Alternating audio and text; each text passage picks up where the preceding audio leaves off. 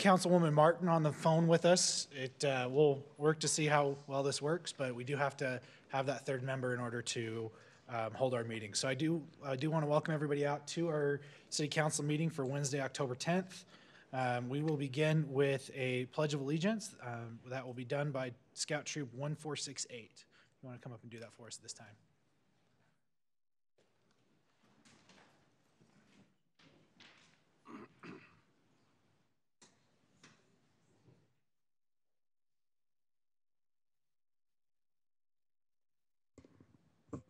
Ready, begin. I pledge allegiance to the flag of the United States of America and to the republic for which it stands, one nation, under God, indivisible, with liberty and justice for all. All right, thank you. Is there any disclosure of conflict of interest from the council? None for me. Okay. I will assume silence from the phone means none for Councilwoman Martin. Any comments or recognitions that the council would like to make at this time? I do have one comment I'd like to make tonight. We talked a little bit about this. Our city manager brought this up in our work meeting, but I was saving any of my comments till this point tonight. Some of you may be aware and others may not, but this past weekend we lost one of our great founding fathers, really, of our community, and Mayor Lynn Crane. He passed away Saturday evening at his home, understanding surrounded by his family at the time. For those of you who did not know Mayor Crane, any of us sitting in this room owe him a very huge debt of gratitude for what he did in his lifetime in service to our community. He was truly one of the what I would call the pioneers of our city in having great wisdom, great forethought, putting in countless hours of service into incorporating our great city and into really leading us and setting us on the path that has brought us really where we are today. As you came in here tonight, you probably noticed that the park out in front of this beautiful city hall is named in his honor, which I think is very fitting. He had great vision. And remember that when our city was incorporated nearly 20 years ago, it was a very small community of less than 1,000 residents at the time. And today here we are at approaching 50,000 residents. I think thinking back, I don't know that he or even us that have been in the community a shorter time than him could have really ever envisioned that we would be where we are today. But again, it's because of some very great leadership from what I will call a great man. I've had the pleasure of knowing Mayor Crane for many, many years, and I'm grateful for the things which I was able to learn from him, the things that I was able to watch him do, as I learned truly what the word service to your community means. I don't know that we will maybe ever see in our lifetime in our community somebody who devoted as much true time and service to our community. He will be greatly missed in our community for the wisdom that he brought. And I would just ask that everyone at his funeral will be held this coming weekend with a viewing on Friday night, another viewing on Saturday morning, and his funeral services Saturday afternoon, in which he will be able to be buried in our own cemetery here in the city. I think it's a time for us all to really take a few minutes to reflect on the great community that we live in and give thanks to those that have really paved the way to bring us where we are today. But I'm eternally grateful for his example to us, to myself, and for what I've been able to learn from him, and he will truly be missed in our community. I don't even know how to follow what Councilman Smith has said, but Mayor Crane, we often hear about how our community people want to come here because of the way it feels here, because the way people love the community that's here. And more than probably anyone, Mayor Crane was one of the reasons that we are where we are today, and we have this community that we have. And this is a place I intend to raise my family, and I, along with so many others, have Mayor Crane to thank for that because of the efforts to create this community. And he will be remembered for a very long time by a great many people for the amazing things that he has done for so many people. So we are saddened by his passing, and we wish his family and his friends that are grieving our condolences and our sympathy and our gratitude for what him and his family have done for our community.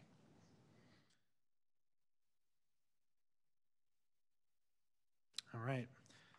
If there's no other comments or recognitions by the council, we'll move on to our public comment section of our meeting. Audience members may bring any item to the mayor and council's attention. Comments will be limited to 2 minutes. State law prohibits the council from acting on any items that do not appear on the agenda. So if you have an item that you'd like to bring before us today, we welcome you to stand up and come up to the podium and speak to us at this time.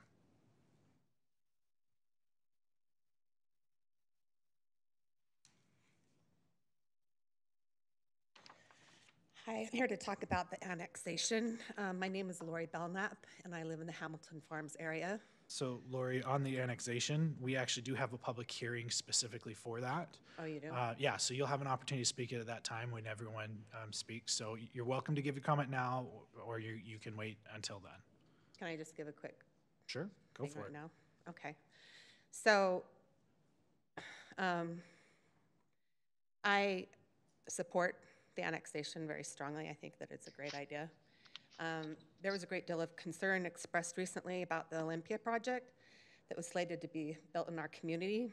And the general consensus was that such a project would strain our public resources to the breaking point. The questions of infrastructure, roads, and policing were highly debated. Eventually, this had to be decided at a county level since the site in question had not been a part of Herriman City. Questions like this can be dealt with in the future by those who are most affected by them if we annex sections of our land into Herriman proper. As citizens of Herriman, we are uniquely aware of our city's resources and the level of growth that we can sustain. We are familiar with our infrastructure and its capacity, as well as the traffic and road limitations that we face. We also want to maintain our home values and our sense of community. My husband and I regularly go for drives from our home onto Bacchus Highway to West Jordan and back, and we think the area is beautiful with its open spaces and landscape. It is nice to escape into the country. I would prefer that they annex this area and keep it as open space. However, if this is impossible due to increased pressure for growth, I would suggest that this area be used for commercial storage space, because then we can preserve the landscape and traffic flow. This will contribute to our tax base and may provide employment for people in our community. So for this and many other reasons, I ask that the Herriman City Council move forward with the proposed annexation. Thank you for your time and attention. Thank you. Thank you.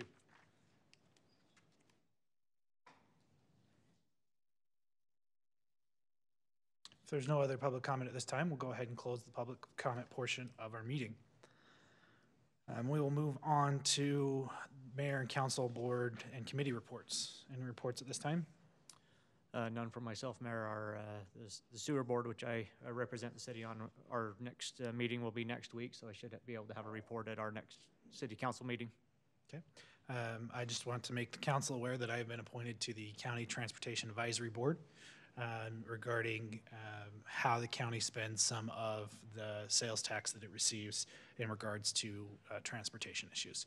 So I'll be able to be a voice for our community and our surrounding communities on that particular board. Good to hear. All right. Moving on to item 4.1, Housing Gap Affordability Presentation. Abby Osborne. Thank you very much for allowing us to come speak to you today. I'm Abby Osborne. I'm the Vice President of Public Policy and Government Relations for the Salt Lake Chamber of Commerce. We are the statewide Chamber of Commerce with all 74 of the smaller chambers throughout the state rolling up through our association. I'm going to give you a little bit of history, and I know you've heard this presentation, but the people behind me have not, so if you'll just enlighten me for a few moments. We're going to go through this shorter presentation. You have the longer version. I think it was sent to you earlier today. Feel free to read that in your late night reading, but a lot of great data in there. But before I begin, I spent the last 2 hours just driving around your community, and you have a lot of density. A lot more than I think people realize. Did I do that? I didn't do that. Did we lose the presentation? I went dark. I said that and it just went dark. Now you know, That was the end of the now you know the general feeling about density. Yeah. But that's not entirely what I'm here to talk about. And I said it directly to you, Mayor, in the meeting at the ULCT meeting, a month ago, that communities like Herriman, like Riverton, like South Jordan shouldn't bear all of the burden of this required density. You appear to be doing pretty dang well. What I do want to talk to you about is the greater problem of housing affordability that we're facing in the state, particularly in the Wasatch Front. So let me give you the genesis of how this all kind of came about. About 1.5 years ago, we heard from a number of different business leaders, whether they were recruiting in employees or employees that they had within their businesses were struggling to find affordable housing. Not low-income housing, but just something in their price range. Somewhere on the ladder of housing, they were struggling to get in on the ladder, they were struggling to move up on the ladder, and it was starting to become more and more of a problem. And they said, hey, you know, we should probably look into that. So as we do, we commissioned a study. We commissioned a study called What Rapidly Rising House Prices Mean for Housing Affordability. The study focuses in on housing affordability, not affordable housing, not low-income housing. As you can imagine, on the spectrum of housing affordability, low-income housing was a portion of it, but it was not the main focus. So I'm not here to talk to you specifically about low-income housing. The study, as Natalie Gochner coined it, was a landmark study. It's been the only one in the nation ever derived. It looked back a generation ago, looks a generation ahead. So the time frame of the study is 1991 to 2044. What it shows us, and these are actually a little bit dated numbers, is that we have more household formations than we do household units. We have a gap. We have about a 53,000 gap of more household formations than we do units available. We have a supply and demand problem. We have an acute demand problem and not enough supply in the market. It's rising prices. You can see that Utah is the 4th fastest growing state based on the growth. A value of a home in 1991 at roughly about $125,000 is now worth $347,000 versus on the nation average of $187,000. Other parts of the country like Seattle and Portland and the Bay Area, where are they coming? They're coming here, they're coming to Arizona, they're coming to Colorado. They're fleeing those more expensive communities and they're coming more towards us. But I will tell you this, 72% of our population growth is of our own doing. It's our kids and our grandkids that want to stay and live here because of the quality of life that you just described in your opening statements. We want to be here. We want to stay here. And I will tell you the most beautiful view I've ever seen of those Wasatch are from this community. That was an incredible, incredible view, and I get now why the logo has the mountains on it. So really, unchecked, by 2044, Utah's housing prices, the average price of a home will be equivalent to today's San Francisco market. The average price of a home in Utah, that's in Utah, will be $700,000. This is the conservative number in the report. So I will tell you that there's a number of different things driving up housing prices. And we're leaving people on the sidelines. The Nebo School District, which is just your neighbors here, first-year teacher can afford 1% of the market available housing in that area. After 10 years of being a teacher in the Nebo School District, they can afford 16% of what's on the market right now. Similar for our law enforcement, our firefighters. We are leaving some of those people on the sidelines. So tons of things are driving up these costs. Housing shortage, as I described. We've got a real bad construction and labor cost problem right now. We don't have our younger generation of students that are interested in the trades. Put this on your report, high school students. After 10 years being a journeyman plumber, the average wage for a plumber is $146,000. That is a good job. It's a great job, but kids don't know about it and they don't really want to be a plumber. So we have this, you guys know this all too well, local zoning ordinances and just this concept of NIMBYism. It's alive and well. We have land costs and just the area in which we live in the Wasatch Front. We can't continue to sprawl. And then our intense growth, both economic and demographic growth. NIMBYism means not in my backyard. Yes, thank you. I just assume everyone knows what that means. So what now? And by the way, there's a lot more data in that full version of this. So immediately following the release of the report in May, we launched the Housing Gap Coalition. It's chaired by Steve Starks, who's the president and CEO of the Jazz and the Larry H. Miller Corporation, and Clint Betts, who's the president of Silicon Slopes.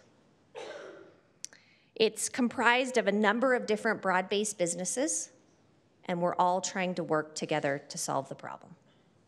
If we continue to bury our head in the sand, we get what we get. We get more traffic congestion, we get worse air quality, we get a future that's not so bright. And if you recall, if you were here in the 80s, we exported our students. We would educate them, they would go through our system, and they would leave the state. And eventually, if we don't do anything about this, that's what will happen. It won't be affordable to live here anymore. Our tax rates will be incredibly high. We'll have a traffic congestion problem, and we'll have an air quality problem. So, a couple of things that I want to talk specifically to Herriman about. This is the TLC program through the Wasatch Front Regional Council is a free service to you. It would do you some great service to take advantage of that. To really go through your general plan robustly, look at what's going to happen when Mountain View continues to be built, which it needs to be built. We are the biggest advocate for that on transportation. It has to be finished. You need it to be finished out here. But this program is a great program, and many, many communities, 65 of them actually, have gone through the process, the long-term planning process, lining up their infrastructure, lining up their land use. I would really, really highly encourage you to go through this process. We are also launching, and I touched on this a minute ago, a Build to Success program. So all of you high school students, take out your phones and download the Keys to Success app. You put in your interest of what you want to be when you grow up. A fireman, a police officer, a school teacher, maybe a plumber, I don't know. It will automatically send you push notifications of where scholarships are available, where you can actually go to school to get your secondary education, and what access you have in your own high school right here in Herriman. But through that program, we are going to take every student that's interested in some sort of trade, and we're going to put them into a program called Build to Success. They will get immediately an internship with a company in the construction trade arena, and they will go to work. We need to train the next generation of these students. So that's our commitment to making sure that we're going on all cylinders. The other thing that's happening is we're going to launch a full-blown media campaign right after the election. This whole concept of growth, it's not just housing, it's growth, right? You feel it in the lines at the grocery store, you feel it on the roadways, you feel it at the, can't get your kid into a soccer league, can't get a camping site in the summer, you gotta be on the website 6 months in advance. We feel the growth. And so how we actually talk about growth, how we break down the silos of not just looking at transportation in a silo, or not just looking at land use in a silo, or not just looking at economic development in a silo, how we break down those silos and look at this holistically is really the key to the success of our future. So the full-blown campaign will get out to educate the general public, make them aware of the problem, and help them be ensured that you, the decision makers in the communities, are really working in their best interests and making the decisions after a lot of planning and organization. Next steps, you guys heard about the Y2 Analytics survey that came out. We actually had a big percentage of people from this community in that survey.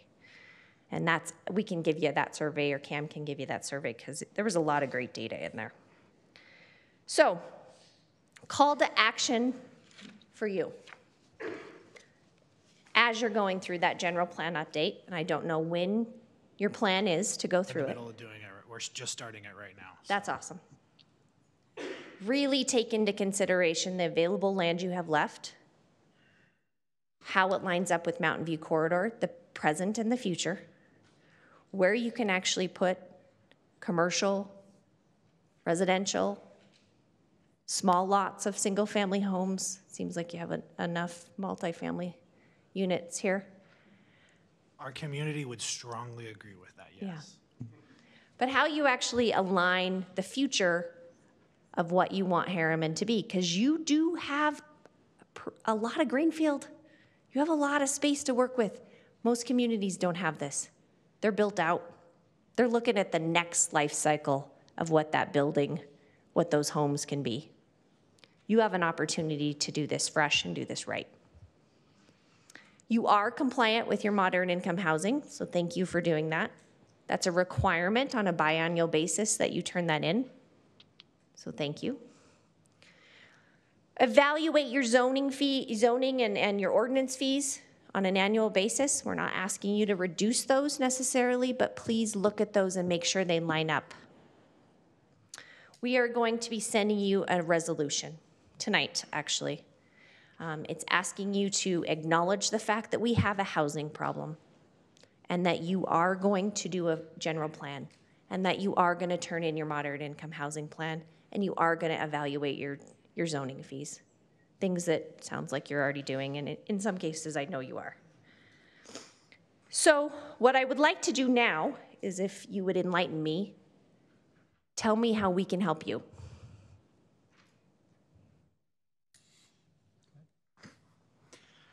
So, What do you want them behind me to know? Exactly. So we obviously are acutely aware of this particular issue. It came to a head, I think, in a way that was very public with the Olympia Hills development that was proposed earlier this year, and that was vetoed by the county mayor. We have a very dense community already. We are happy to be part of the solution on making sure that a community is livable, that a community done right can include some density. But we also are very concerned with what some of us feel has been a push from many sources to say that the housing growth needs to come down to the southwest corner of the valley. And I know you said in the league meeting that we had a Utah League of Cities and Towns conference, and you in that meeting said that all that growth does not have to go to Herriman. There's other ways that we can do that. So we appreciate that. And as we're talking about a publicity campaign, making sure that we're focusing on the various ways that all communities can help with this particular issue, and not just a build more houses approach. A build more houses approach won't work simply because land is a finite resource, and once we run out of land, prices will continue to skyrocket regardless. And that's basically what's one of the factors that's driving this is the fact that land prices keep going up. And so as we work and we are involved, and we hope to continue to be involved in this process, we just want to make sure that as a community, we are not bearing the full burden, as you said earlier, and that when we're having these discussions as a larger community, as a county and as a state, that we're all participating and making sure we're finding ways to better off that. Our community has been very clear up to this point. Feel they've done enough, attached housing, apartments, townhomes, those kind of things. And as you drive around, you see that. And so while we're happy to make sure that we continue to be part of the solution, we want to make sure that we don't lose our ability to continue to zone and govern our own community, because the people that live here are the people that generally know best on how it can work. Well, and I would challenge you in your general plan overview to be innovative in ways on how you can get industry out here, because lining up a job center for the people that aren't required to be on your network of your transportation network all the time. I mean, you would love to live and work and play in the same area, right? Well, and I'd say that's the ideal. We firmly agree with that particular idea, especially since the annexation that we're talking about tonight is specifically to start our light industrial manufacturing area, to create a job center in Herriman that people don't have to travel. Our residents have to travel quite a distance for most of them to get anywhere in the valley. It used to be that you could get to Salt Lake City in a fairly reasonable amount of time, and now during rush hour it takes at least an hour to get up to Salt Lake City, and it's just going to get worse. This east-west is. And it's the east-west connections and so I think all of those things. This is a fairly large issue, and there's going to be a lot of stakeholders and a lot of individuals that participate in bringing about solutions, and we want to make sure that we're helping as much as we can with all of the solutions that are out there, and not just just one solution that might be quick and easy and be a Band-Aid. Not a one-size-fits-all solution. No, I think the mayor made a lot of great points there. Just a couple that I will add on to that is, you've already mentioned that obviously here in our community and in the Southwest Valley, corner of the valley in general, we do still have a lot of land that's open for development. So I would say one of the things that I think need to be focused on is that just because that open land is here, that again, this has to be the area to solve this issue for everybody else. I think we need to look at, again, transportation. And we have a lot of land.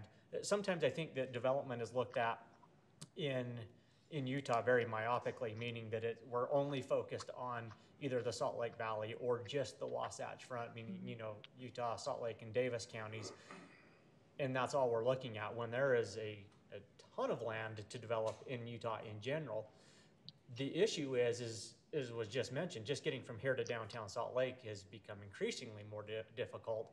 So people, because they don't have good transportation options, don't want to get too far away from, I guess, that center core of services and things that are there, where if we really focus on the transportation component of that and open up more areas that will draw people so that they don't have to just focus on the Salt Lake Valley or the Wasatch Front, that they can choose other areas to live, but know that it's not going to take them 2 hours to commute to a job, because Or to their kids' soccer game. Exactly.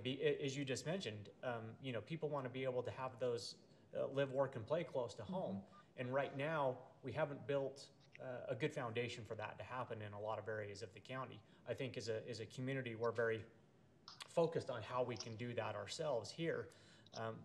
But one of the other things that I would think would be helpful for us is that we don't allow, as we look at ways to tackle this problem, we don't allow this to become an issue that the state legislature thinks that they have to be the ones to solve it. Sure. And take away the ability for communities to have a voice and a say in how they plan for the future. Because my belief is that the more we keep the larger government out of that, the more successful we're going to be, to allow those decisions to be discussed in plans made at the local level, because those are the ones that have to deal with it at the local level. If we take that authority away from our municipalities and have no say, I believe that that process gets completely stifled, and it takes it away from really a good open public process. For me, those would be the things, is transportation obviously has to be a huge component of this. We know we have a transportation issue now, and unless we really aggressively address that, all we're gonna do is continue to compound the problem, because we're gonna drive people to have to wanna stay close to those major arteries, major corridors, so that they can feel like they can get someplace. And that we need to really open up our view and open up all areas to development to help solve that issue. If we open that up so that people feel like they don't have to stay here in the valley, then we're not going to continue to drive those land prices up, which makes it unaffordable for everybody. Certainly, density does not equal affordable housing. Correct.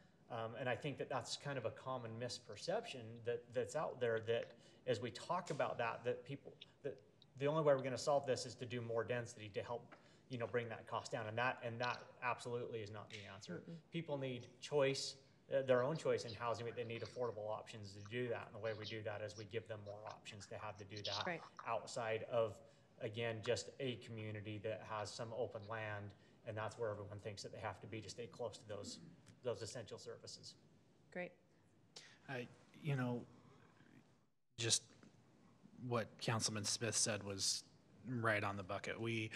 And to emphasize that, we have one of the higher concentrations of high density in the county. It's clear. It's really clear. We're way above a lot of other communities. And an apartment here in the town center is still not within the affordable housing, Realm. Yeah. That's our supply and demand. They can charge market rates right now, and the market rate is but we can't build our way out of this problem. It will continue to be a problem.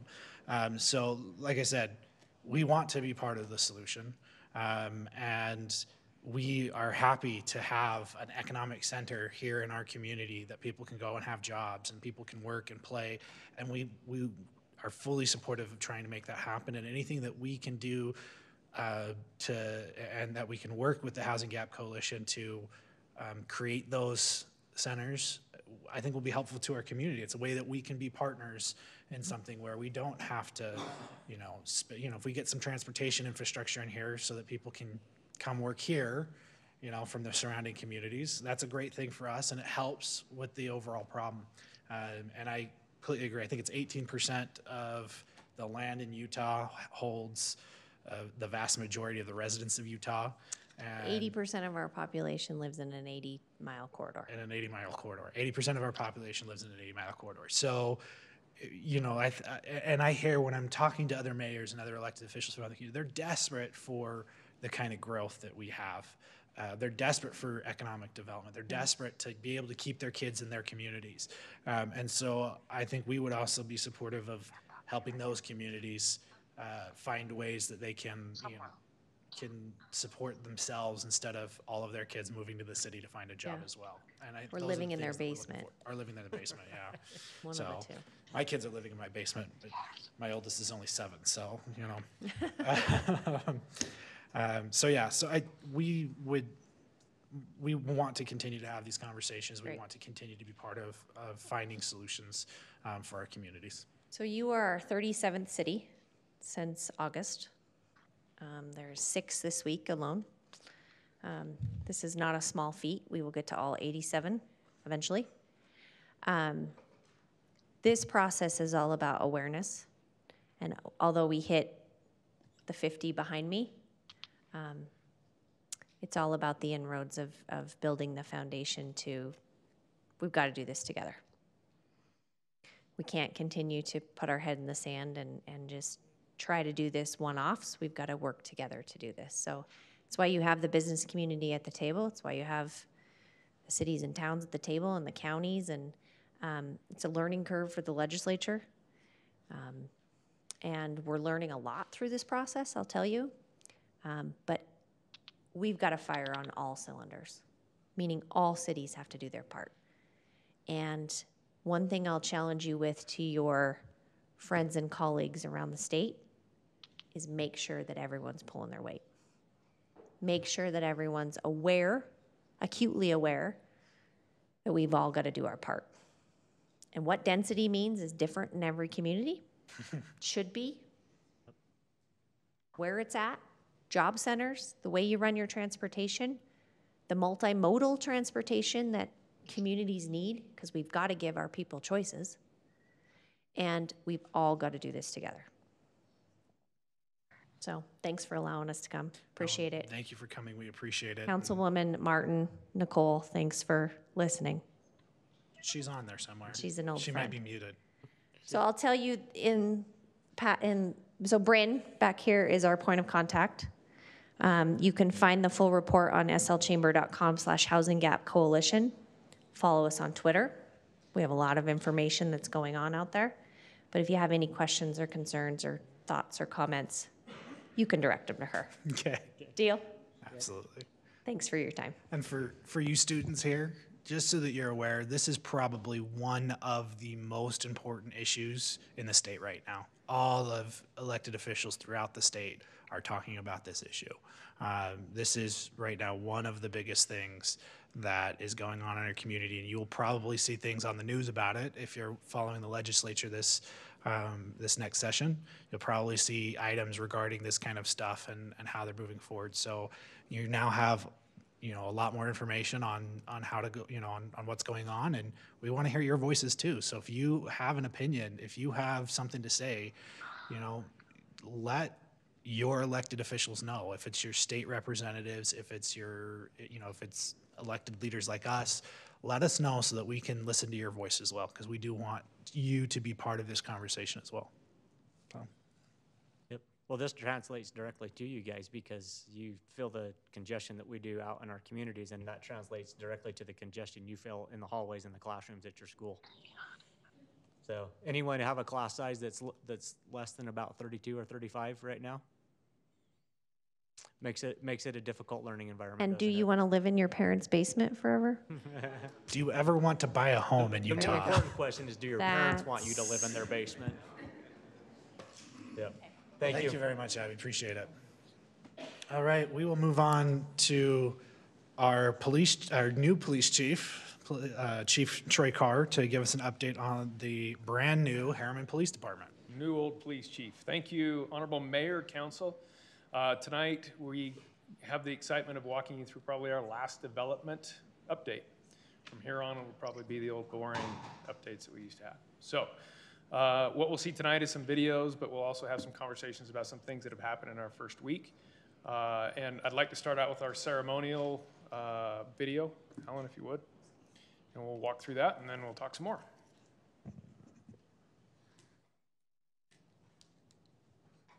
Great video. So I'll act it out. I think we should have the students get my act it hat. out. It worked earlier. Yeah. So did the phone. I promise it's great. I haven't seen it, but really I promise is a it's great. fantastic video.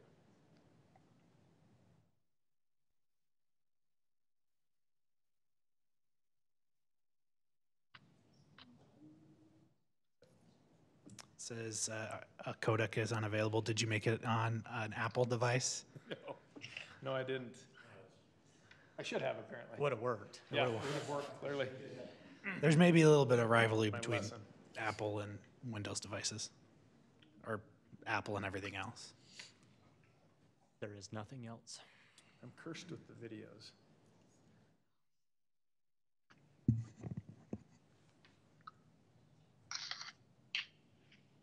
And Councilman Martin's just going to have to imagine from the music. There we go. Do we have sound?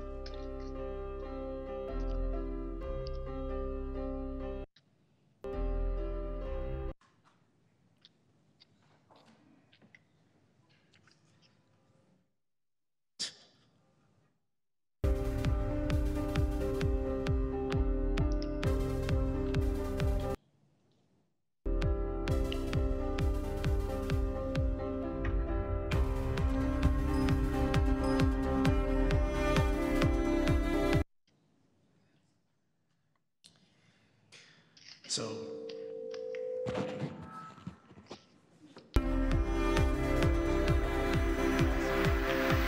Volume is up.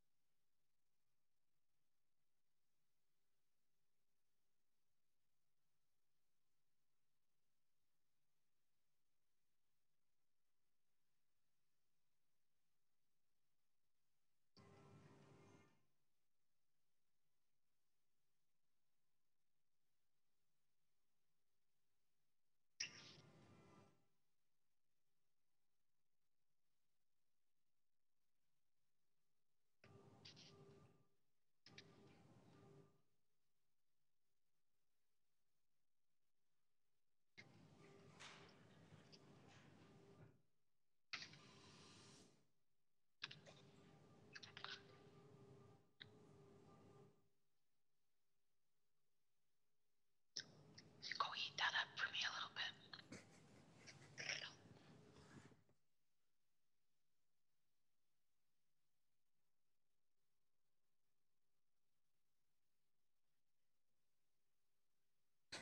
I don't know what was happening there. Since there's no music, maybe I should narrate.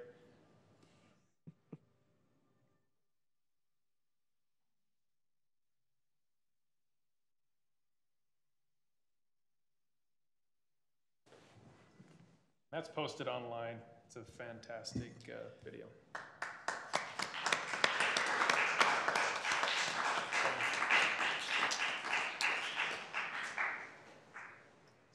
That went off very seamlessly that night. There was a ton of work that was behind the scenes, I guarantee you. So let's talk about development that's completed, and that's basically everything. Operations, investigation. Operations are the patrol cars that are out patrolling the streets right now, and the canine unit, patrol, or SWAT, those kind of things. Investigations, where we have persons and property crimes. We're investigating cases that are coming in right now. We've had an aggravated domestic assault. We've actually had a forcible sexual abuse. We've had all these cases that have come in, and seamlessly we picked up and moved on. Administration, which houses a lot of our fleet services and internal affairs and those kind of things. All of that and all the systems behind it are very operational right now. Evidence, records, forensics, dispatch, thank you, technical services, fleet training and support services. All of that is done, and it's working flawlessly, and it worked the night of, and it worked the minute of, and the hour of, and the day of. and 17 hours later when we had 17 hours later, we're going to talk about that as well. All of those things, all of that planning that was put into place for that 1 minute worked flawlessly. And we have everybody in this city to thank for that, including our citizens. Do I have control of this, Alan? Perfect. Yep. We are currently under development of one process, and that's the Citizens Advisory Board. It is on track to be done probably next week, and that's where we have 5 citizens that represent a good cross-section of the city. They come in and they advise us on policies and interactions with the public. They also go to all of our events and help us interact, and you've seen that in the past.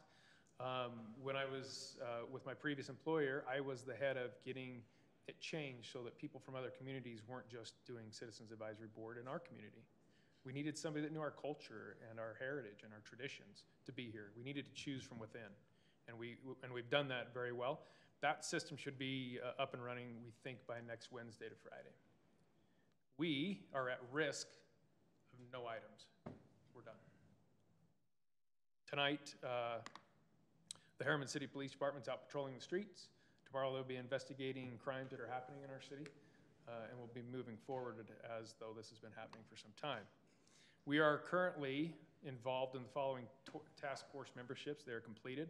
The officer involved critical incident, That's in the event that we get into a officer-involved critical illness, which may be a traffic accident that resulted in a death, it might be a shooting, might be any of those things, but it also means that we're going out to help in the other communities when it happens there. Internet crimes against children, that's a task force that's statewide, and we represent that with one member right now. Hopefully in the future we'll be able to increase that. He too will go out into other communities and help, but he also will be in our community handling all of our internet crimes out here. The Violent Fugitive Apprehension Strike Team, that's a U.S. Marshals team. That brings a lot of resources to bear if we have something bad happen. Just that team alone. We have, actually I believe we have 2 members on that, and they'll be out into other communities and they'll be trying to head off problems before they get to our community, and they'll be taking care of problems that are in our community. The FBI Violent Crimes Task Force, they focus a lot on bank robberies, robberies that may happen at a convenience store. And again, that's bringing a lot of mass resources to our city when something happens. Child Abduction Response Team, that's headed up by Lieutenant Cody Stromberg. Basically, if we have a child abduction, we have a pre-set up system that's in place and it just works. I actually was part of that for the state of Utah. It's a fantastic team, works great. The Crash Analysis Reconstruction Team, we're working on an MOU right now in the county of Salt Lake. It has expired. And what the Crash Analysis Reconstruction Team is, when you have a fatal accident or a very serious accident, they'll come out. And it's members from all over the county, all the agencies, and it's headed up typically by 2 agencies. UPD handles 1 platoon, and Salt Lake City, I believe, handles the other 2 of the 3 in total that may come out the night that you have an accident. We have 3 members on that right now, and we're fully equipped. Real quick, just a question. Yes. When you say that that's expired, that MOU in general across the valley is expired? It is expired across the valley. It expired about a year ago. Salt Lake City and UPD were starting to reconstruct that at that time. It has left the Salt Lake City shop and is sitting on UPD's desk and has been for about a month. We don't know when it's going to come out of there for us to sign. We had as I was going to all the meetings as we were in development, and we had all of these MOUs coming up and being signed and being gone through, that one was kind of a handshake amongst Herriman City and all the other cities as well with each other, that we're just going to continue as we had been doing it until such time that we get the new MOU out. We know that on the new MOU, basically the difference will be every individual city will handle the back end of a crash. And when we get to that, the triple fatal, we'll talk a little bit more in depth about how that works. So. Okay, so we came up with a structure in the city that hadn't been done before, and it's our patrol district structure. And we're going to talk a little bit in depth about what these things on the right mean, but first let's explain what it is. Before, when the officers were out patrolling, they were just kind of around the city. They may be on the west side, north side, east, or west, or they may be in Copperton, as you well know. They could have been up Butterfield Canyon. What we did is we identified the 3 political districts, and we represent them with a patrol car in each one. 4? So, what's that? The 4 political districts? I'm sorry? You said 3. The 4 districts? Yeah, I'm sorry. The 4 districts, and we represent them with a car. So unless there's something happening, an officer that is assigned in that area that night will stay in that area. And again, we'll talk about those things on the right. So we have the Fort Herriman Patrol District, Rose Creek, Hamilton, and Juniper Patrol Districts. So let's talk a little bit on the right. What you'll see is the identity. In law enforcement, what happens is a little bit like a little league soccer team, let's say. When you don't have a home patrol area for an officer, they tend to follow around, and that increases response times dramatically. We don't want that. We want even spread across the city, and we want them associated with the political districts for some statistical reasons, but also it's a good representation of where our population is, right? Equally so. One of the things we've learned with that identity piece is the officers will say, well, I'm in Fort Herriman tonight. And so they start to get that ownership, which is the next one down. They get that ownership of that patrol area. And when they have ownership of the patrol area, they're very, very particular about what happens there. Let me give you some examples. If I'm in Rose Creek tonight, and Fort Herriman and Hamilton have to come into my area and handle something because I'm off goofing off, there's going to be a problem with that. And the other officers usually will call them to task on that and say, hey, we had to come into your area, what were you doing? Along with that becomes responsibility. they feel that responsibility for their specific grid, is what we call them, for their specific grid. And they want to be in that grid, and they want to handle it. And we find that they get a little bit closer connection with the population in their grid, right? If you're bouncing around the city, you don't really get that micro inspection of what's happening with criminality in your area. That also goes to accountability. They're held accountable when things are happening in their grid that they aren't aware of. And if you have a lot of burglaries in your grid that night, what were you doing? So we tend to take all of those things, and those four are closely related, but certainly individualized characteristics of what we want to identify with a patrol district structure. Down at the bottom, we add in response time because we know that when these officers are evenly spread across the city, your response time is going to go down. Now, you'll recognize over here that there's 4 patrol districts, and you're used to having 1 officer on duty, right? Mm-hmm. So now you have 4. Did you hear that? We now have 4 times the number of officers in our city at any one time. You'll also, on the weekends, we run a double shift, which means that sometimes you'll have upwards of 10 officers on during the crossover. So during our peak times that we've identified, we cross that over with 10 officers in your city, in our city. And that's right when high school gets out, right? That would, well, unless they're over there on the weekends.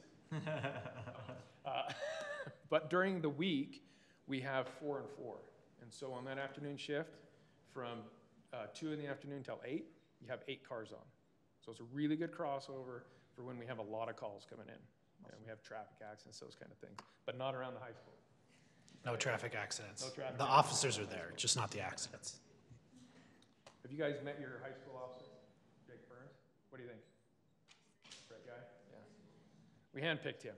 He does a fantastic job over there. Okay, let's talk about the first 24. It was crazy. We'll see a video here at the very end that has to do with our story, right? But for right now, let's talk about the transition in the radio call program. Vec welcomed us over the radio. Some of you in this room were present for that. It was a very touching moment, and we'll be able to hear that tonight. They welcomed us over the radio, and then the officers called on duty. One by one, they checked on duty, except for the day shift guys that were going to come on in about 4 hours. But it really was kind of a we did it moment, right? Told us we couldn't, we did. UPD finished taking calls at midnight, and Herriman PD began. There were no issues in the dispatch switchover. In fact, the very first call that night, the very first HPD call was at the apartment complex, and 5 officers responded over there. So that was on a loud party, so they might have been a little surprised by the response. But well, everyone was excited for the yeah, first call, so they all took off. These guys have been sitting in training for 2 weeks, getting ready to go, so they were ready to go.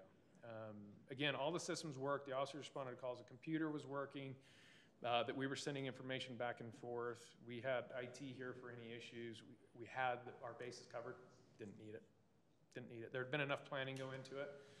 And can I tell you, Alan's very particular about that. So things went as expected. He assured me they would, and I hedged the bet a little bit, but I didn't need that person. So the weekend shifts, again, we talked about them having 4 officers on duty. Actually, they have 5, and it's well staffed under the new model. But the first 24 was busy. We had a lot of domestic violence calls, juvenile warrant that we went and arrested a kid that we've been looking for a long time. And of course, we had that triple fatal accident that we'll kind of dissect here in a minute. While all that was happening, when we talk about the domestic violence call, we had 4 of them almost at the same time. One of them was aggravated with a weapon. Handled. We had 8 guys on during that period, so it went very smoothly. Went very smoothly, and in fact, we didn't have to call for outside resources. So let's talk a little bit about early statistics. To date, we have had about 180 calls. That doesn't sound like a lot, but it is.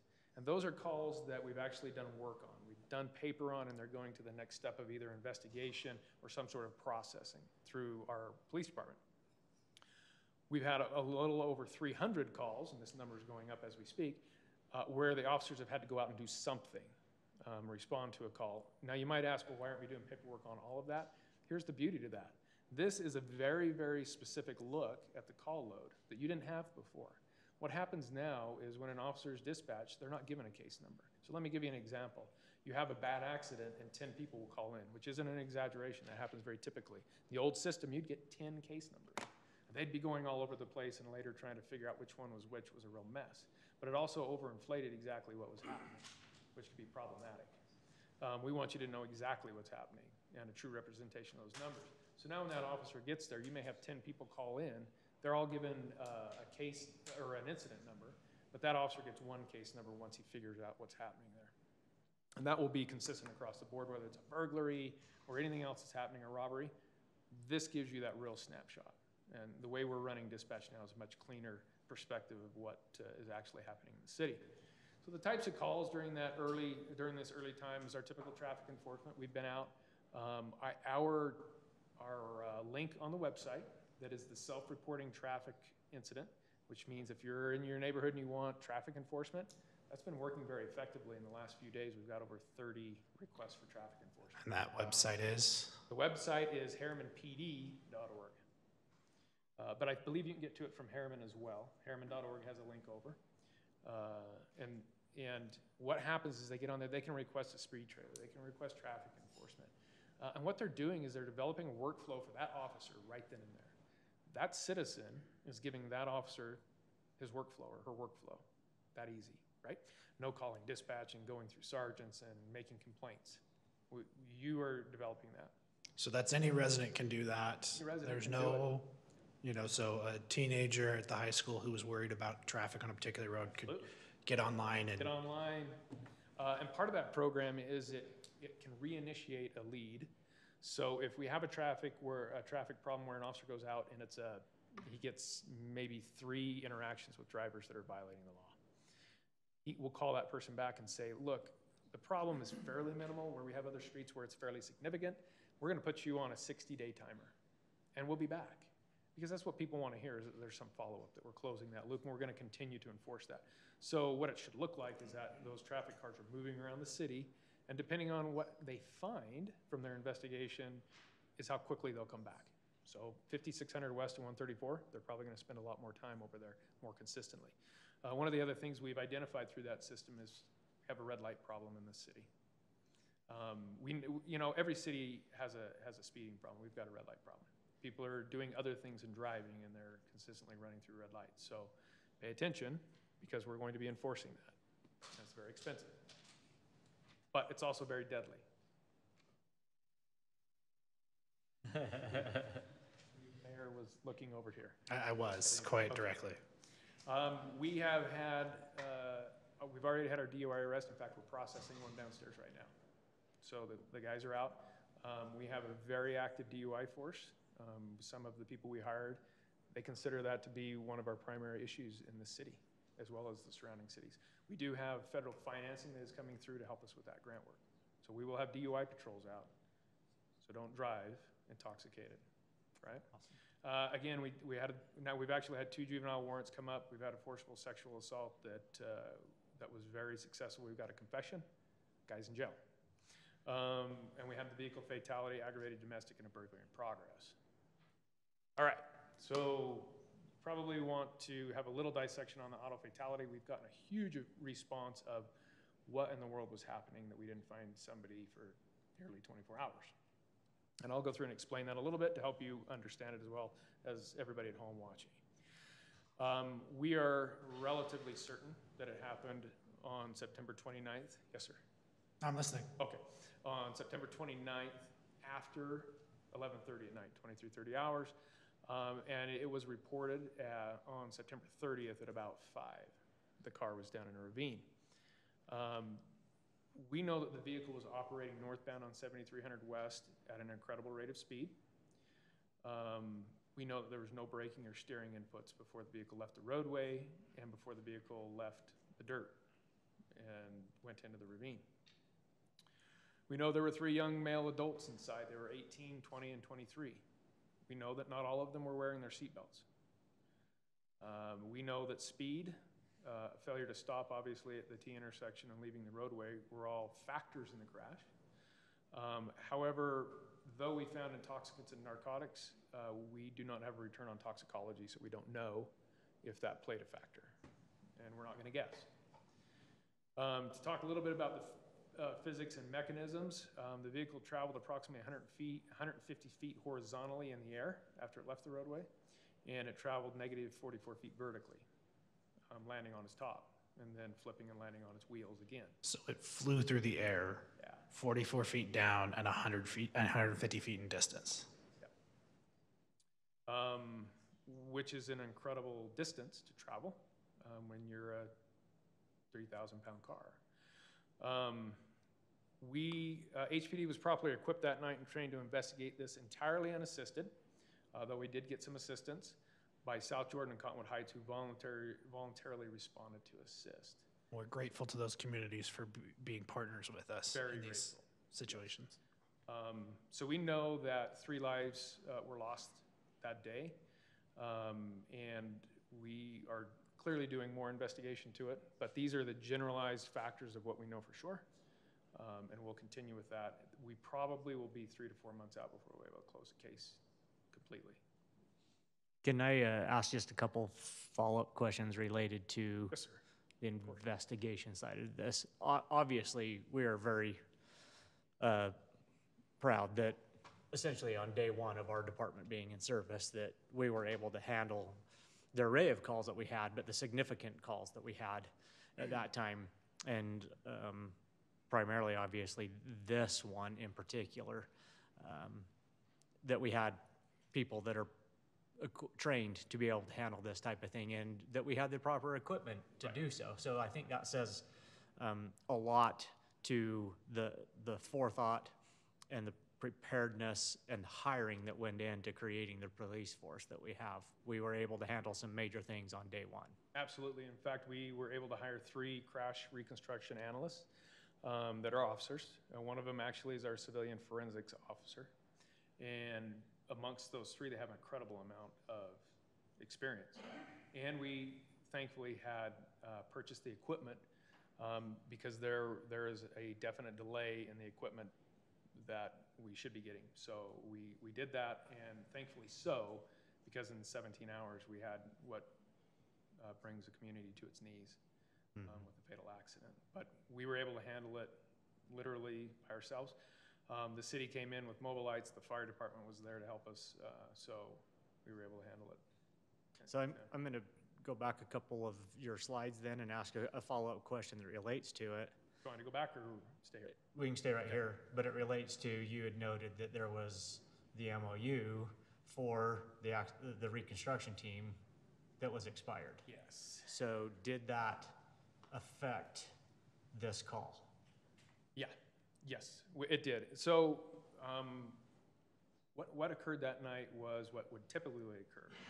The sergeant got there, recognized that there was a fatal injury to more than one person, recognized that it was likely a car accident, and called for the car team.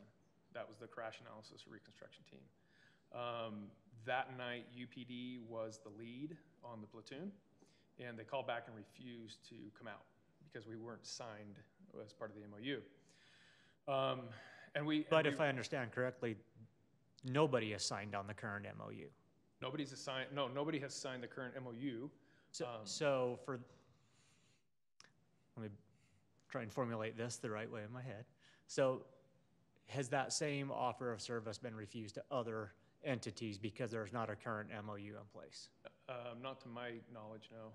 Typically, they'll come out and help really anybody who calls, because what we need to do that night is to recognize that we have somebody's family there that's deceased. And we need to treat that in such a way that we are professional about it, that we move the system along quickly, and that we get it resolved quickly. The investigation piece on the back end can take as long as it needs to take, but up front we need to be right on top of that.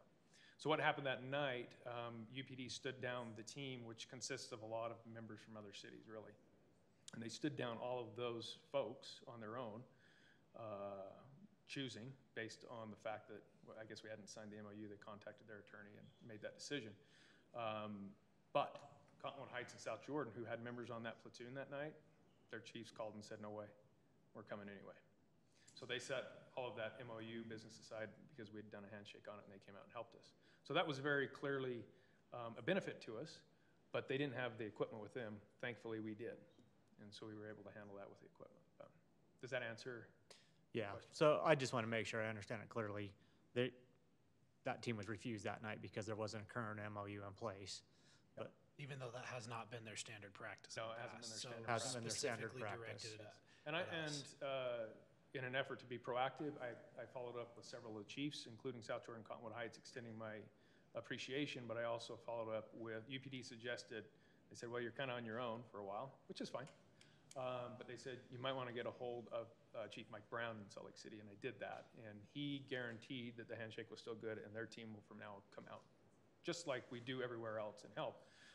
And so that you know, we are committed to going and helping every other city in Salt Lake County. And I made that commitment the other day at our leads meeting with the other chiefs, that we are ready and well prepared, better than most, to come out and help them with their calls. They were excited to hear that. I'm sure. I will just say in regards to that particular issue that, one, I had no doubt that we have the right people to be able to handle those types of calls, as already proven on day one, and I'm very grateful for your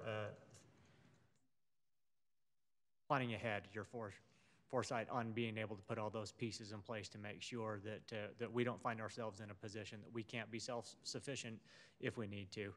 The second point I will make on that is that I have very happy to hear, but I had no doubt that your response would be that we will be there to help any entity that calls for us. That is the only way for this to happen. including UPD. Yes, absolutely. The only way for this to happen. Yep, so. absolutely. In fact, we're about 100, in this picture you'll see, we're about 100 to 150 feet away from the UPD border.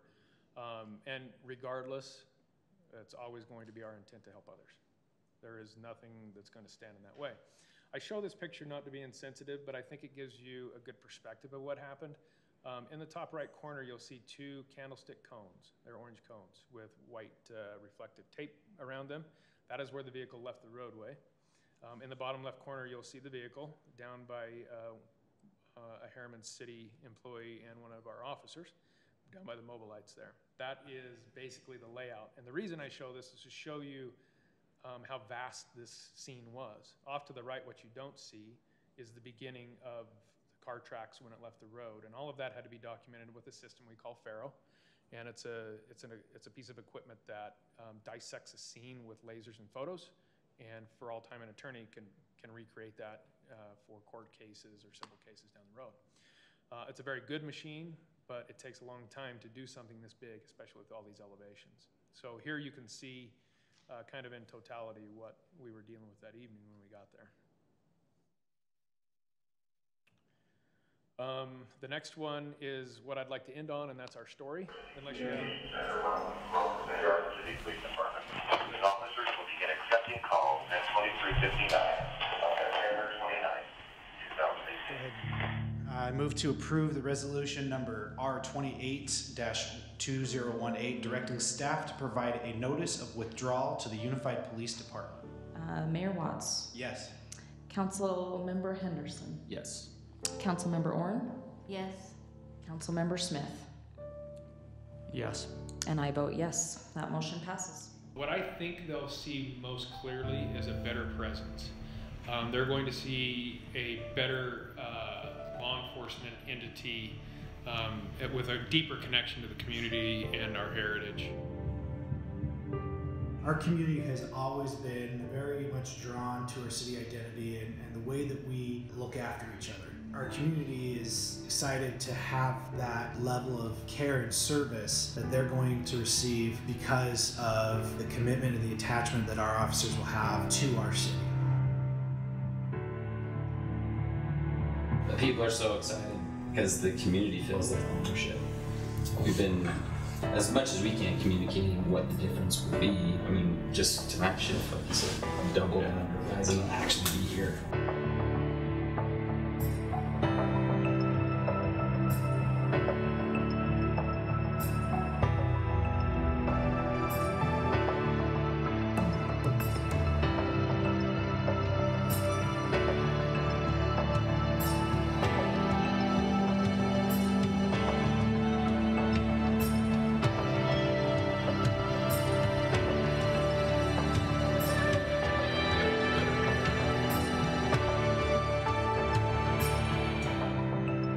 there is no doubt that we have a very competent police department, and the streets will be safer than they've ever been. That welcomes Chief Troy Carr, command staff, and the women and men serving here. We extend our thanks to the sheriff, each command staff, and all officers who have and will continue to faithfully serve our community. Herriman 1, sir. Herriman 1 on duty and in service. Herriman 3, stronger. Herriman 3 on duty and in service. Herriman 51, steady. Herriman 51 on duty in service. Herriman 22 on duty in service. Herriman 20 on duty and in service. Herriman Kilo 30 on duty in service. Herriman 12 on duty in service. Can I get to the subordinate? Herriman 3 is going to be good. Very much the top for me. Hi, then I don't want. We did it!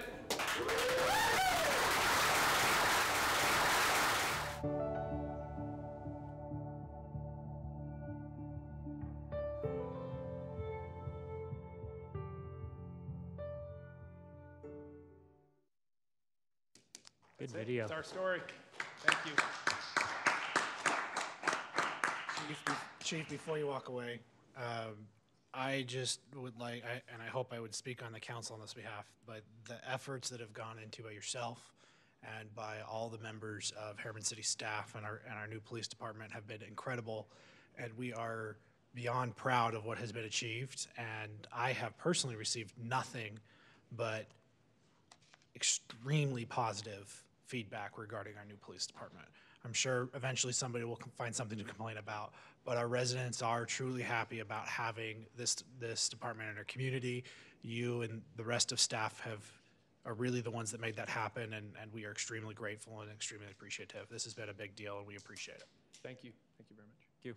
Thanks. I will just say that if there's any question of after the report that Chief Carr has given and really the experiences, the videos that we saw of whether this was the right choice or not, I think we're all pretty sure this was absolutely the right choice for our community at this time, and we're very proud.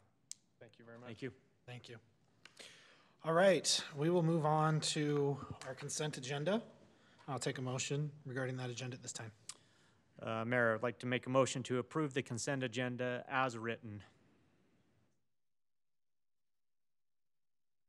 Nicole, are you there? Can you hear? It says she's connected. Hopefully she's there. I'll second. Sorry, I was on mute. Okay, great. Thank you. All right, we have a motion, a second. Councilwoman Martin. Yes. Councilman Smith. Yes. And I will vote yes, that motion passes. All right, we'll move on to our one main agenda item tonight, public hearing on the proposed Kennecott Utah Copper LLC annexation. Jackie?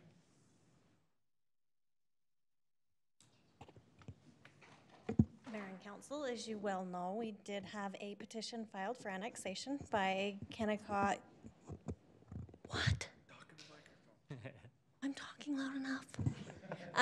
We did have an annexation petition filed, but for the Kennecott property. Tonight we have advertised for a public hearing and to get any input from the community. And we would look to actually have that petition either accepted or denied or whatever the council chooses to do at the next city council meeting.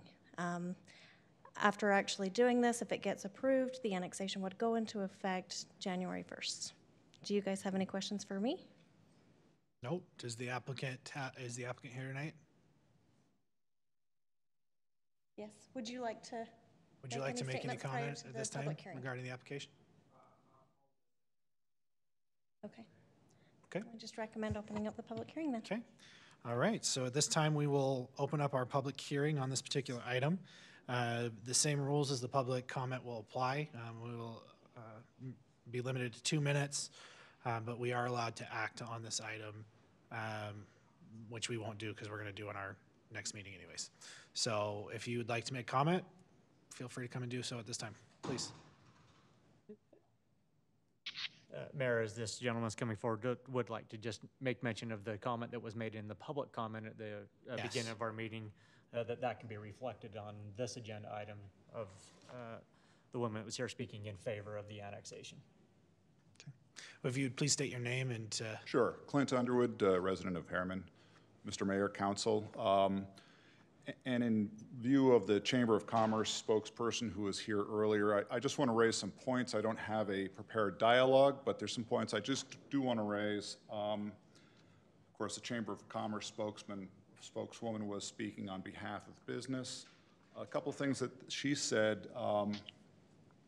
you know, she mentioned keeping jobs in the area and that we should develop industry, and really the ideal place for that has already been built out, where the houses are all around Mountain View. And bear in mind, any industry built to the west of the town, most millennials have a job history of 2 years or less in jobs. So you put something out there, most of the people who will be working in any place that you build out there will be coming from elsewhere. They're not going to be Herriman residents, as much as we'd like them to be. We dream that they will be. We dream that our kids will be, you know, working at these places. I have kids. I know they do change jobs, okay? So they're not going to, you know, anybody who works there will probably be coming from Lehigh or West Jordan or wherever. Just so to bear in mind that it's not going to be our residents who are working in these places. So businesses on the west side of the town might not be the most optimum place for them. Couple other things. I don't necessarily agree that Mountain View Corridor needs to be completed. It's going to be just an artery through our town. It will not benefit our town. It's going to cost a lot of money and create a lot of traffic issues.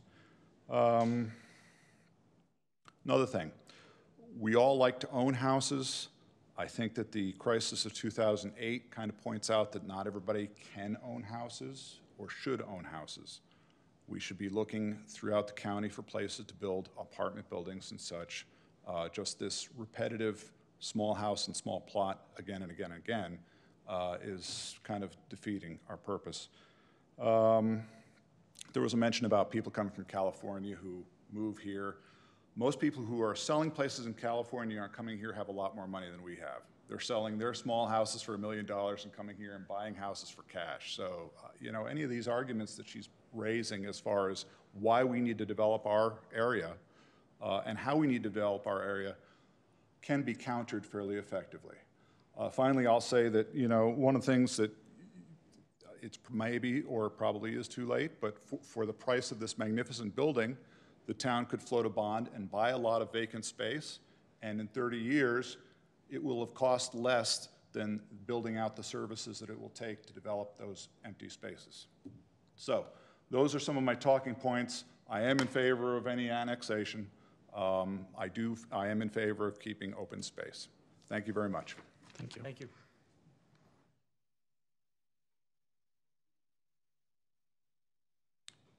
All right, if there's no other comment, I will accept a motion to close the public hearing.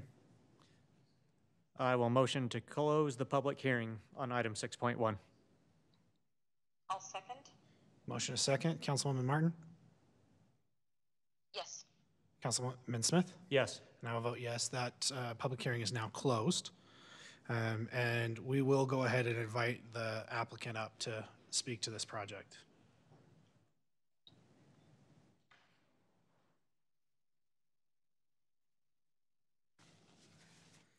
Thank you for the opportunity to come and speak about the project. My name is Jeff Stevenson, and I represent Kennecott, Utah Copper on this issue of annexation. I work primarily in real estate for Kennecott, and it's been my privilege to work for Kennecott for about 16 years, primarily in real estate. This particular project is one that the city brought to us, and with the opportunity to develop for a specific industrial site. And we have been longtime neighbors, and so we looked at the opportunity with a great deal of favorability. But we did have some concerns, however, and I think we have a great deal of work in front of us to make this annexation work, particularly this 260 acres. We have some concerns with just the overall zoning of the project. And we would prefer a much more balanced zoning, both with residential and commercial, as well as industrial in the zone. And that is a pretty big issue for us. And I think what we heard tonight from a number of people kind of reflect our view. And I think I even heard the mayor talk about wanting to have a balanced approach. And we certainly are in favor of a balanced approach, but don't want to balance the entire city on our back. And so we would look at an annexation as one that we would prefer to have a balanced approach within the annexation, so balance of uses within the property. So if, for instance, if there were 260 acres in the annexation, we'd be in favor of a third commercial, a third industrial, and then a third residential to balance it overall. And so that's primarily the applicant's concern currently. And so we do have a number of issues in front of us to work out. And I know that not all of them are going to be easy. And some of them probably will prove to be quite challenging. So we've even begun to talk about what are some of the other options if our first choice doesn't work out. And so I'm open to questions. I'll just ask a follow-up question. Now, just for clarification's sake, this is 267 acres of Kennecott property, but it's adjoining how many additional acres of land out there does Kennecott Probably own? about 90,000. How much of that 90,000 is, I guess, slated or possibility for development? Of that 90,000, there's probably another 20,000 that's developable property. How much of that is adjacent to our city? You'll have to define adjacent. I think all of it is west of your Probably all city. adjacent. That's true, it's all adjacent. Does that 20,000 encompass, I think maybe a question, is that 20,000 encompass a lot of the whole western kind of side of Salt Lake Valley? Essentially. From the Great Salt Lake up to Butterfield Canyon and So beyond a Butterfield. vast area. It's a vast piece of property. So I guess my question would be when you talk about this 267 acres and balance, and I don't disagree with your assertion and what the mayor mentioned earlier, that there has to be balance, obviously. We feel like maybe in our community we've gotten a little out of balance lately, but in relation to this 267 acres, you're wanting to, if I'm understanding you correctly, you're wanting to see balance just in that 267. How would you, I guess, say that balance would then translate into that rest of that property that is open to development, I guess? So I think we're more looking for a balanced approach overall, right? I think as you look at our philosophy, we're not, we're primarily a mining company. We're proud of our mining heritage. And we do own property. And so by default, we're in the property business as well. And as you look at this particular property and you know, we kind of listen a lot. We listen to what's going on in the different municipalities. And to be honest, we're quite hesitant to annex without our vested rights known at the time of annexation, right? We hear different stories, and in fact, sometimes we participate in some of those events where property is attempted to be rezoned to what some might deem reasonable and some might deem unreasonable, and those efforts are shut down, and that gives us pause.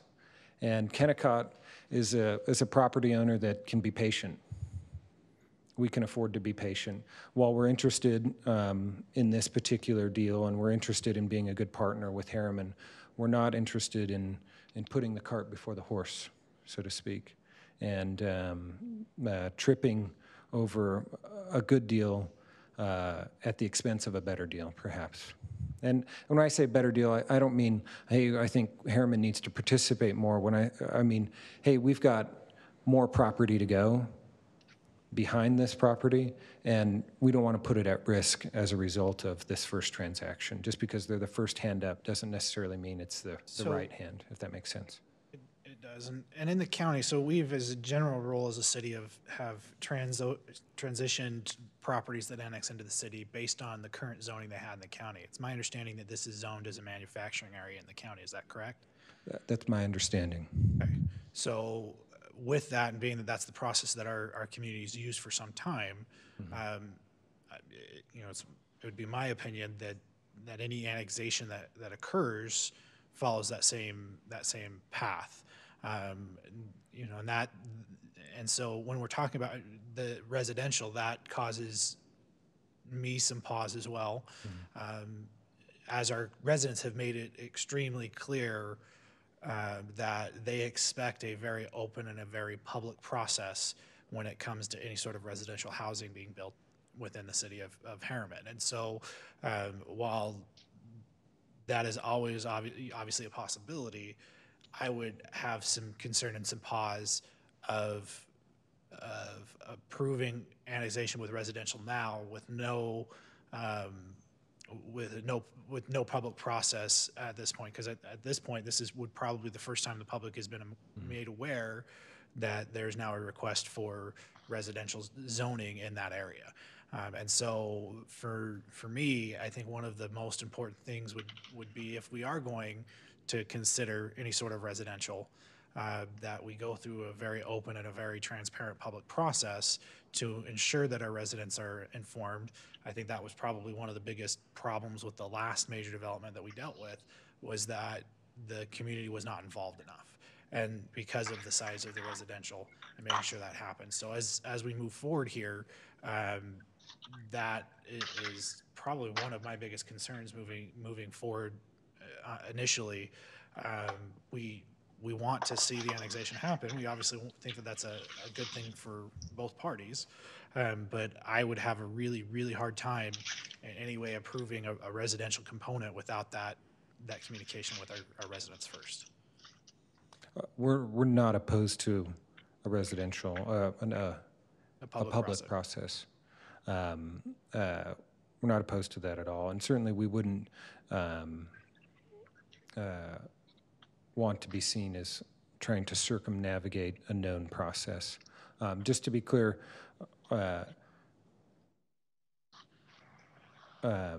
you stated that you adopt property, you annex property in its current zoning, and as a general rule. Yep.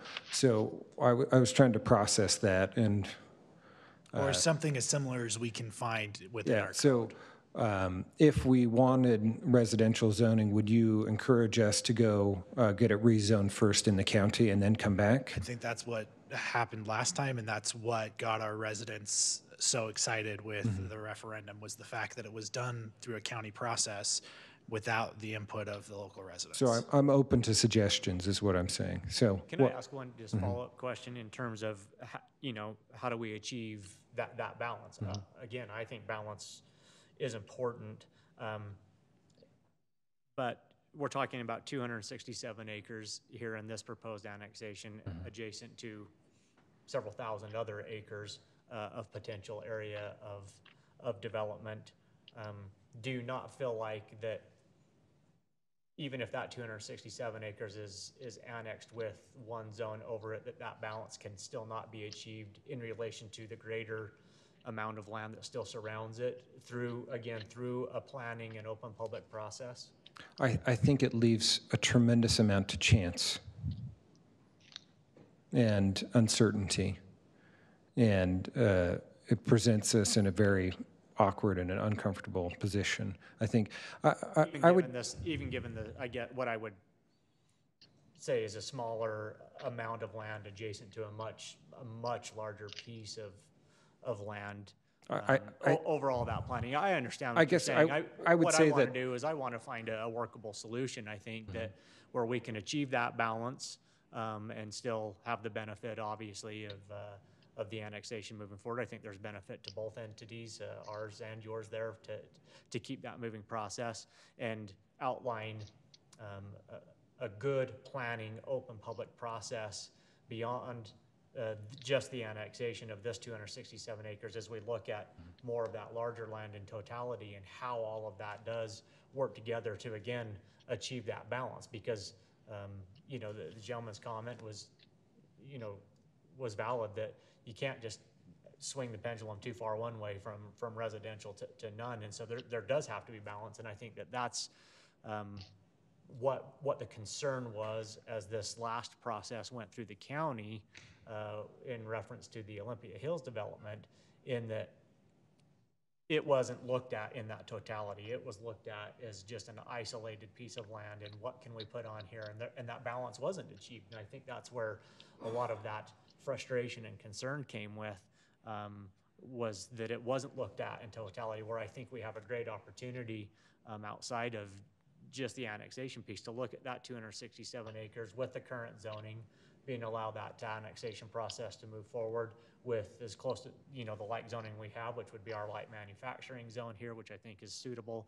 And then we look at that in conjunction with all of the rest of the land that you have adjacent to that, and how do we help plan together to achieve that balance that we want to see. But like say, I guess in my mind, I'm not the landowner, so I may have a little bit different view that 267 acres in relation to the rest of the several thousand acres you have out there, I think we could still find a definite way to achieve that balance through a good planning and open public process. I don't disagree, but let me kind of flip this question on its head, if you'll let me. If I were to come to you and say, Councilman Smith, trust me, if we do 260 acres of residential here, we'll get some more industrial in the back. Would that make you uncomfortable? No, I certainly see your point. I absolutely do. And like I say, I'm just trying to, I think in every planning process, there's an element of, I guess, blind faith that has to be, and blind trust that has to be put in there. But what I would say is, look at the history of our city and what we've tried to do as something to base that on, and what we're really working towards in terms of preservation of open space, parks and trails, all of those components that are so near and dear to us as a council, to the residents that live here, that we are working diligently every day to strike that good balance. One of the things that we know that we need here, obviously, is more commercial, more manufacturing. That's been a little bit more difficult to I guess, lure out to here with some of the challenges we face with transportation and infrastructure needs. But we have an opportunity now, is we have somebody who's looking to develop that site to, I think, really start to swing that pendulum that will truly allow us to gain that balance that we're searching. But yeah, your point is well taken. Yeah, I think you're absolutely right, Councilman Smith, is that you have a tremendous city here, and your staff, we've enjoyed working with them and getting to know them, and that's certainly the reason that we were willing to participate in this particular project, and they bring a lot of enthusiasm and energy and persistence to the process. So you've met Gordon. Yes. And I think that's great, right? And I think that's encouraging, and we value that, and we certainly have valued our relationship with Herriman for a long time, and it's been a good one. And that's why we said, hey, you know what? If we can make it work, let's go for it. And you know, we have a lot of work ahead just to make this deal work. And there, I don't want to represent there's no path forward, but right now it looks pretty challenging. At least on the current time frame. I think given more time, I think we can work through it a little bit easier, but we might, it might not work out on this particular deal. But I think if it doesn't, well,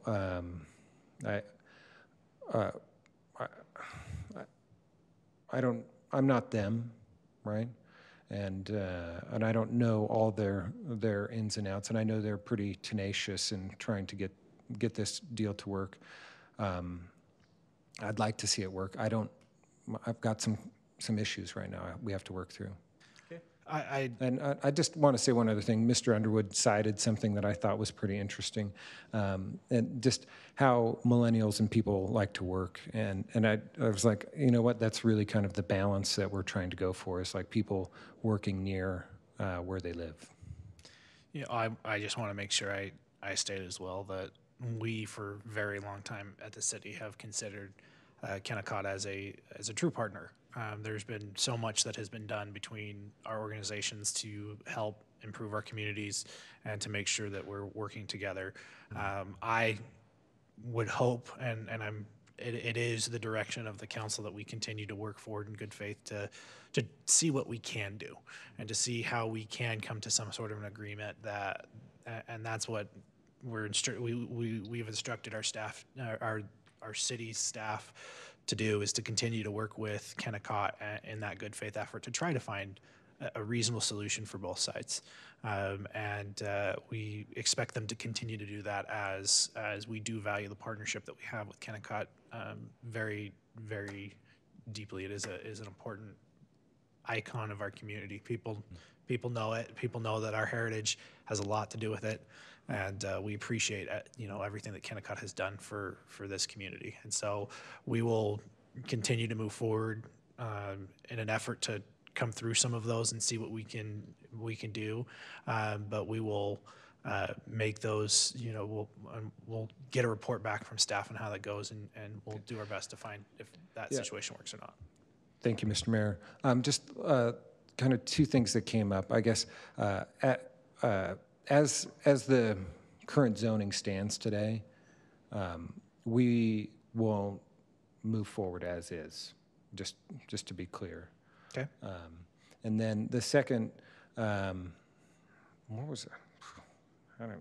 It's getting late. You guys are, I admire you for being this sharp this late. I probably need a Diet Coke or something, but then I would be able to sleep tonight, and that's something I am looking forward to.